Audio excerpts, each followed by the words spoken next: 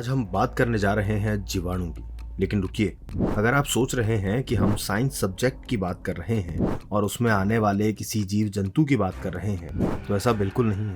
क्योंकि आज हम बात करने वाले हैं एक साइको किलर की, जो मासूम बच्चियों को अपनी हवस का शिकार बनाता था और बड़ी बेरहमी से उनकी हत्या कर देता था। इसी साइको किलर का नाम था जीवाणु, वो नाम जो इसने खुद को दिया।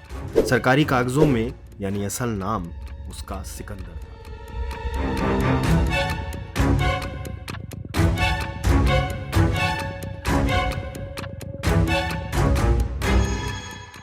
राजस्थान की राजधानी जयपुर। पिंक सिटी अपनी खूबसूरती के लिए जाना जाता है, लेकिन कोविड से ठीक पहले एक शहर को एक जीवाणु की नजर लग गई थी।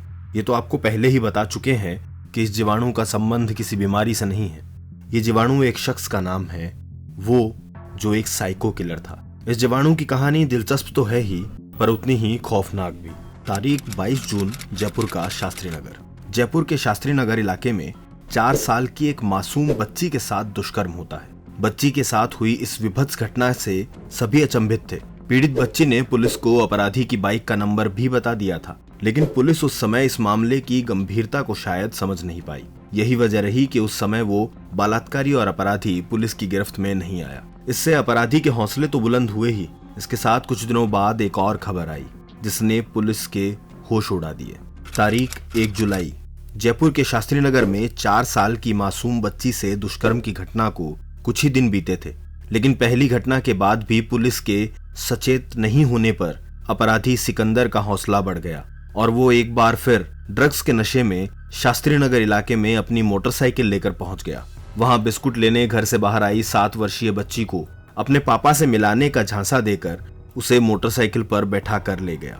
इसके बाद उस दरिंदे ने अमानी शाह के नाले में ले जाकर उस बच्ची के साथ दुष्कर्म किया। इसके बाद रात करीब 1 बजे बच्ची को उसके घर के पास फेंक कर चला गया। इस घटना के बाद पूरे इलाके में दहशत फैल गई। लोगों ने छोटे बच्चों का अकेले घर से निकलना ही बंद कर दिया। स्थानीय लोगों में पुलिस प्रशासन के खिलाफ गुस्सा सड़क तक आ गया और देखते ही देखते ये गुस्सा एक इलाके से पूरे शहर में जन आंदोलन का रूप लेकर फैल गया। धरने, आंदोलन, भाषण, रैलियां, सोशल मीडिया तक विरोध की आग लग गई थी। इन सबके बाद पुलिस ने अपनी जांच को रफ्तार दी। मुरलीपुरा थाने में दर्ज उसके आपराधिक रिकॉर्ड से आखिर में पहचान हो ही गई। तत्कालीन पुलिस कमिश्नर आनंद श्रीवास्तव के निर्देशन में तत्कालीन एडिशनल डीएसपी धर्मेंद्र सागर की मॉनिटरिंग में करीब 40 से ज्यादा पुलिसकर्मियों की टीम उसकी तलाश में जुटी और जीवाणु को कोटा से पकड़ा गया। पुलिस की इस मुस्तैदी से किए गए काम की वजह से महज 23 दिन में जांच पूरी कर कोर्ट में चालान पेश किया गया।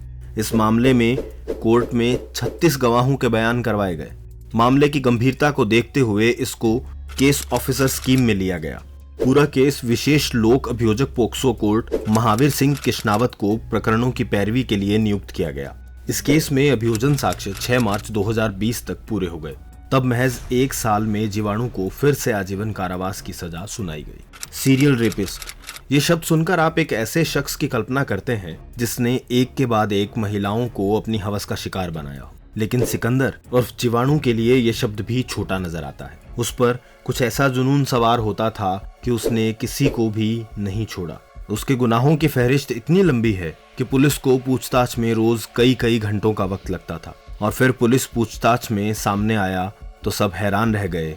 जीवाणु की दरिंदगी इसी बात से बयां होती है कि जीवाणु ने 25 से ज्यादा नाबालिग बच्चों को अपना शिकार बनाया था। यही नहीं, वो 40 पुरुषों और किन्नरों के साथ भी अप्राकृतिक यौन शोषण कर चुका था।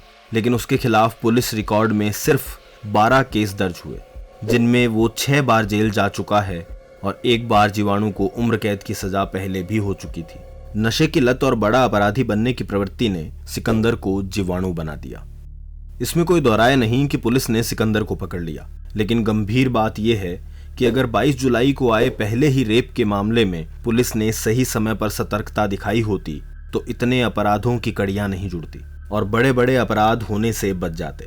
न जाने कितने ही बच्चों बच्चियों की जान बच जाती और कितने ही शरीरों की अस्मत भी। इस केस से आम जन को भी सबक लेना चाहिए कि अपने मासूम बच्चों को कम से कम गुड टच और बैड टच के बारे में जागरूक करना चाहिए, ताकि ऐसे अपराधियों को हमारे बच्चे पहले ही पहचान सके। ये मामला सबक है अपराधियों के लिए भी कि ऐसे अपराधों का अंत बुरा ही होता है और आम जनता के लिए सतर्कता का पाठ भी।